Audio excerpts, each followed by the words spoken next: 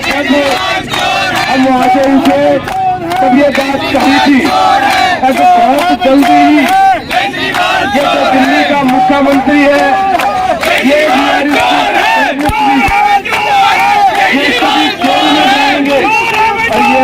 बन गया। पूरे वर्ल्ड में अगर किसी को अवार्ड दिया जाएगा तो हमारे दिल्ली के मुख्यमंत्री को दिया जाएगा।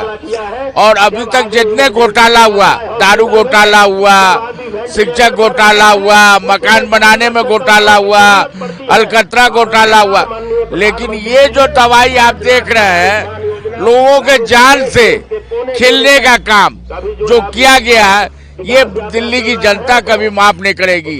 कितनी माओं का कोख उजड़ गया, लोगों का सिंदूर खत्म हो गया, कितनी माता बहनें विधवा बन गई, किसी का बेटा चला गया कमाने वाला इस दवाई के कारण, नकली दवाई खाने के कारण।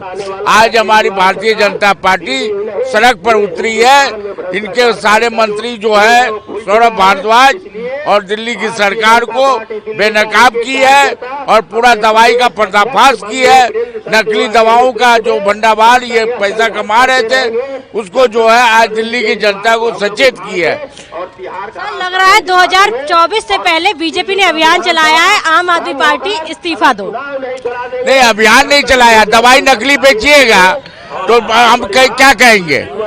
नकली दवाई जो है हॉस्पिटल में जा रहा है, मेरी माताओं का जो है सिंदूर उड़ज रहा है, को बेटा एक दो बेटे होते हैं उनके खत्म हो रहे हैं। इस हालात में क्या करेंगे हम लोग?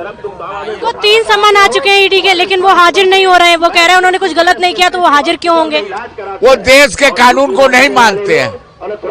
अगर वो चोर नहीं है, ईमानदार व्यक्ति है, हमको बुलावे, हम जाएंगे। पहली तारीख में जाएंगे। हम 3 का इंतजार क्यों करेंगे? हम 3 का इंतजार क्यों करेंगे? मुझे अगर मालूम हो जाए कि मेरे को कोई खोज रहा है तो ऐसे हम चले जाएंगे। तो 3 बार ईडी बुला रही है तो क्यों नहीं जा रहे हैं? आप बताइए। जिस चुनाव का बहाना उन्होंने लिया वहाँ सारे में जमानत जब्त हो गई। एक सवाल और, अगर देखा जाए तो अरविंद केजरीवाल जी के 3 मंत्री जेल में जा चुके हैं, बारी अरविंद केजरीवाल जी की है। अब आप लोग सौरभ भारद्वाज जी के पीछे भी पड़ गए, तो क्या है आम आदमी पार्टी पूरी खत्म हो जाएगी? धीरे धीरे एक मंत्री जेल चला जाएगा। आप पत्रकार हैं, हम लोग किसी के पीछे नहीं पड़े। हमारी माताओं बहनें जो का मांग सिंदूर उजड़ा है, उनकी बददुआ उनको लग रही है। नकली दवाई बेचने वाला, शराब बेचने वाले, जिनकी कोख उड़जती है, जिनका सिंदूर बहता है, उनकी बददुआएं उनको लग रही है। हम लोग नहीं पड़े। लोकतंत्र में आप जीत क्या है, काम कीजिए। हम लोग काम करते हैं। भारतीय जनता पार्टी देश पर राज करती है, भारत सरकार चलाती है, नरेंद्र मोदी प्रधानमंत्री है। हम लोग के खिलाफ भी होता है, लेकिन हम लोग दवाई नकली नहीं बेचते हैं। बंडा आज तक कोई बता दे हमारे प्रधानमंत्री पर या हमारे केंद्रीय मंत्री पर कोई चार्ज हो, तो ये क्यों लग रहा है? ये जो देश की जनता, दिल्ली की जनता जो सड़क पर उतरी हुई है, क्यों उतरी हुई है? आपने बोला कि हम नकली दवाई नहीं बेचते। एक सवाल जो जेन्युइन है, बहुत से लोग पूछते हैं, कई बार लोग लिखते भी हैं, अगर उत्तर प्रदेश में स्वास्थ्य विभाग देखा जाए तो मंत्री जी हमारे बहुत निष्पक्ष कार्रवाई भी करते हैं, लेकिन स्वास्थ्य विभाग उत्तर प्रदेश में सुधरने का नाम नहीं ले रहा है। रोज ऐसी कमियां सामने आती, इस पर आप क्या कहेंगे? मैं कह रहा हूँ वहाँ पर जिस तरह से यहाँ दिल्ली के अंदर नकली दवाई बेची जा रही है, हॉस्पिटल में दी जा रही है, वो काम तो यूपी में नहीं होता है। स्वास्थ्य मंत्रालय में कोई हो सकता है, लेकिन इस तरह का जो दिल्ली में काम हो रहा वो उत्तर प्रदेश में नहीं हो रहा है। उत्तर प्रदेश, उत्तम प्रदेश जो है योगी जी के नेतृत्व में बना है और आगे भी विकास के तरफ आगे बढ़ रहा है। आप यहाँ पहुँचे हैं, अरविंद केजरीवाल जी पर कई आरोप भी लगे हैं और लोग मांग भी कर रहे हैं उनके इस्तीफे के, लेकिन वो कह रहे हैं वो कट्टर ईमानदार। कितने ईमानदार लगते हैं? आप दिल्ली वासी हैं। देखिए, अगर वो कट्टर ईमानदार है, वो कहते हैं कि हमारी पार्टी कट्टर ईमानदार है, पार्टी के नेता हमारे कट्टर ईमानदार। अगर मनीष सिसोदिया कट्टर ईमानदार होते तो जेल क्यों जाते? सत्येंद्र जैन जी ईमानदार होते तो जेल क्यों जाते?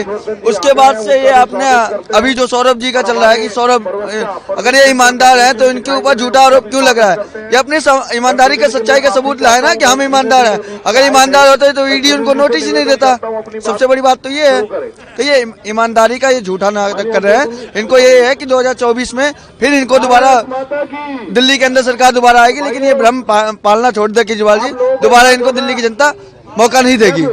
आपको दिखा दें, ये आम आदमी पार्टी का घेराव करने के लिए बीजेपी आज यहाँ सड़कों पर उतरी है और बीजेपी जितना दवाई घोटाला हुआ है, बीके जो सक्सेना है एलजी, उन्होंने इस पर जांच की थी, कई नकली दवाइयां पकड़ी। उन्होंने कहा कि जो सैंपल थे वो नकली थे। उन्होंने 12 ऐसे सैंपल बताए जो नकली दवाई थी। उन्होंने कहा कि सबसे बड़ा घोटाला अस्पतालों में हुआ है, मोहल्ला क्लिनिक में हुआ है, जिसमें सौरभ भारद्वाज से आज इस्तीफा की मांग कर रहे हैं बीजेपी के कार्यकर्ता हैं, जो अरविंद केजरीवाल और सौरभ भारद्वाज दोनों से संपर्क। अब बता दें, केजरीवाल जी के 3 सम्मन आ चुके हैं, लेकिन वो अभी तक हाजिर नहीं हुए और पहले से ही अरविंद केजरीवाल गए शराब घोटाले में पहले भी फंस चुके हैं। अब लग रहा है आम आदमी पार्टी की मुश्किल है, जैसे 2024 का चुनाव पास आ रहा है वैसे ही बढ़ रहा है। कैमरे के पीछे मेरे साथी नरेंद्र, मेरा नाम है, देखते रहिए स्टार भारत न्यूज़।